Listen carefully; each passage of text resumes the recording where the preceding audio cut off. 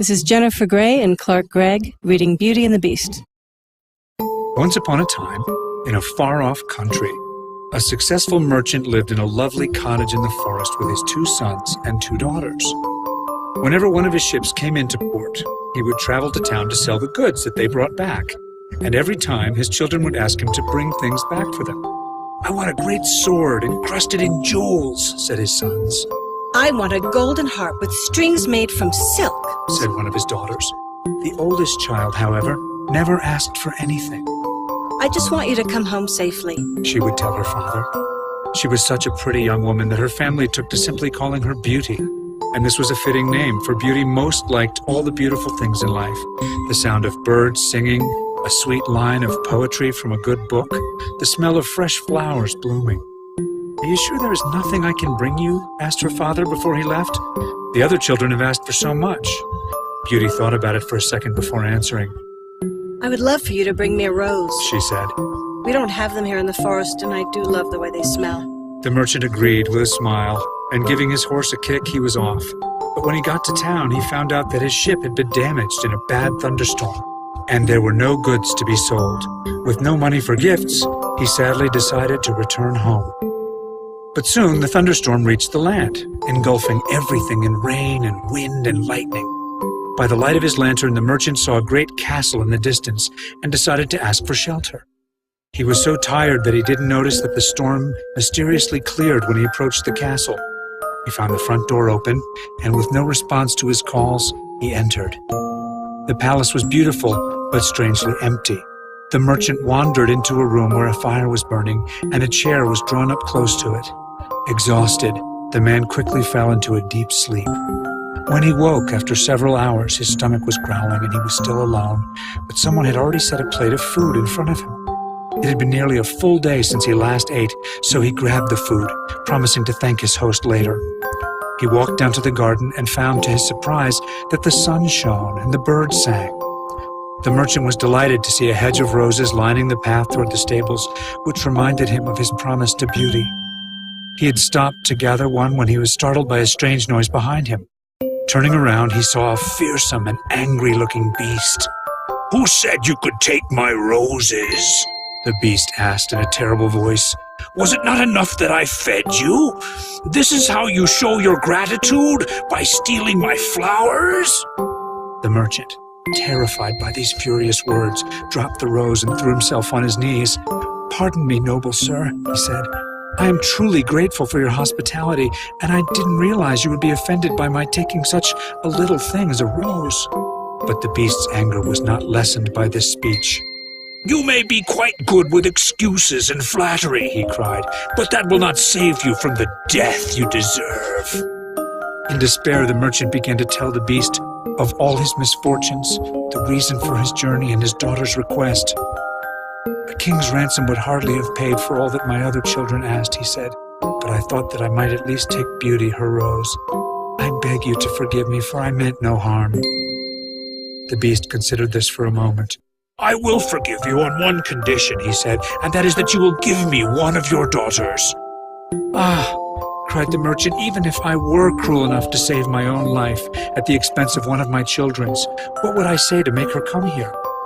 "You mustn't force her to come," answered the beast. "See if any one of them is courageous enough to save your life. In 1 month, if none of your daughters is willing to come, you must say goodbye to them forever and return alone. If you fail to keep your promise, I will come after you myself," the beast added grimly. The merchant reluctantly accepted the offer, thinking none of his daughters would agree to come to the castle.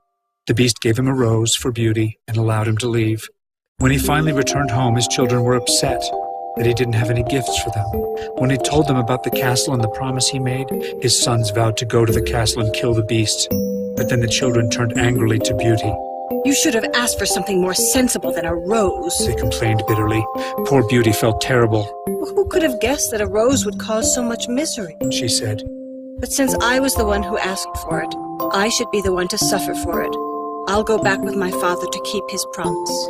At first, her father and brothers, who loved her dearly, refused to let her go, but Beauty had made up her mind, and when the day finally came, she comforted her father as they traveled there together. As they neared the castle, fireworks lit the sky before them. When they reached the avenue of orange trees, there were statues holding flame torches, and they could see the palace was illuminated from the roof to the ground, with music sounding softly from the courtyard. Beauty couldn't help admiring all the wonderful things she saw. Once inside the castle, they found a fire burning and a table set with a delicious supper for two. They had hardly finished the meal when the sound of Beast's footsteps could be heard, and Beauty clung to her father in terror. But when the Beast appeared, she greeted him respectfully. "Have you come willingly?" he asked Beauty, who told him that she had. The Beast turned to the merchant. "Then you will leave, never to return again." The Beast allowed the merchant to fill 2 trunks with gold and jewels, but then told him he must leave immediately. When her father was gone, Beauty began to cry. The Beast seemed agitated. "Take whatever you need from the castle," he growled, and left abruptly. Beauty found her room and cried herself to sleep. She dreamt that she was walking near a stream when a young and handsome prince appeared. "You will be rewarded for all you have suffered," the prince told her. "Do not trust too much your eyes. No matter how I may be disguised, I love you dearly. And in saving me from my cruel misery, you will find your own happiness." She awoke feeling better, and she set off to explore the palace. She wandered through rooms lined with mirrors and others filled with books and musical instruments. In one of them, she was surprised to find a bracelet with a picture of the prince that had been in her dreams, and she slipped it onto her arm with a smile and imagined he would come rescue her. A moment later, the Beast greeted her at the doorway. He frightened her so much that she could barely look at him, and she didn't even notice the fine suit he wore. He asked her what she thought of the palace, and as they talked, she began to think he wasn't nearly as terrible as he seemed. But when he got up to leave, the Beast asked gruffly, "Do you love me, Beauty?" Without thinking, she said, "No, you're a beast." and then looked down at her new bracelet. "Good night, then, Beauty," the Beast replied, as he ran off abruptly. She was relieved that he didn't attack her. After that, the days took on a similar pattern. There were plenty of wonderful rooms and gardens in the palace to entertain her, but every evening after supper, the Beast came to see her, and always, before saying goodnight, he asked in his terrible voice, "Beauty, do you love me?" Beauty, thinking of the prince of her dreams, always answered politely, "No, Beast." But the longer Beauty stayed at the castle, the less she was afraid of the Beast. She began to notice that he was actually very polite when he came to see her, and even seemed to be a little nervous. After a while, it occurred to Beauty that the Beast seemed more scared of her than she was of him. She also found that she began to enjoy spending time with the Beast. Beneath his fearsome looks, he was actually very thoughtful and caring, and she felt sad because each night when she refused to marry him, he went away so sorrowfully. But at night, her dreams of the handsome prince soon made her forget about the poor Beast. She concentrated all of her thoughts on what the prince had told her. "Distrust all appearances. Let your heart guide you instead of your eyes." Beauty found that she was quite content at the castle with the Beast, but she also missed her family dearly and wondered how she would ever find her prince. One night, seeing her looking very sad, the Beast asked what was the matter. She told him she wished to see her home once more. Though the Beast seemed sadly distressed, to her surprise, he said she could go home. "It makes me sad to see you go," said the Beast in as soft a voice as she had ever heard from him, "but I want you to be happy." He handed her a beautiful ring and said, "If ever you choose to return, just put this ring on your finger and you will be back at my castle." And with that, he left her alone. When Beauty arrived back home, her family was overjoyed to see her. When she told her father about her dream of the prince, the part about not trusting appearances made him stop and think about the Beast, and how he was so kind to them despite his appearance. But he was too overjoyed to have his daughter back, and the family went to celebrate. But although Beauty was glad to be back with her family, she also missed the castle and its beautiful rooms, and even her talks with the Beast. And she soon noticed that she did not dream of the prince anymore. Instead, after a few weeks, she began to have a different dream. In it, she was wandering through the palace gardens when she heard groans of pain from a nearby cave. She ran over to find the Beast stretched out upon his side, looking weak and frail. After having this dream for several nights, she became very worried about the Beast. She decided she should go back to the castle to check on him. Despite protests from her family, she put the Beast's ring onto her finger, and she was magically transported back to the palace.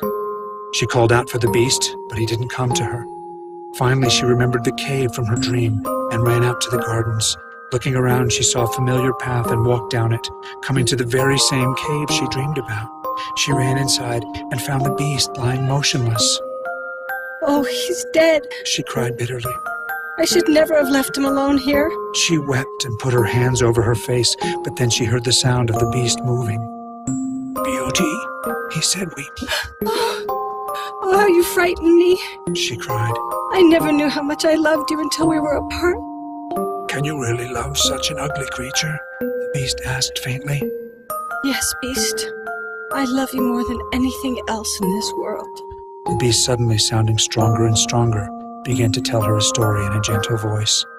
"When I was younger, a witch came to my castle. Seeing the warts on her face and her ugly green skin, I refused to let her in.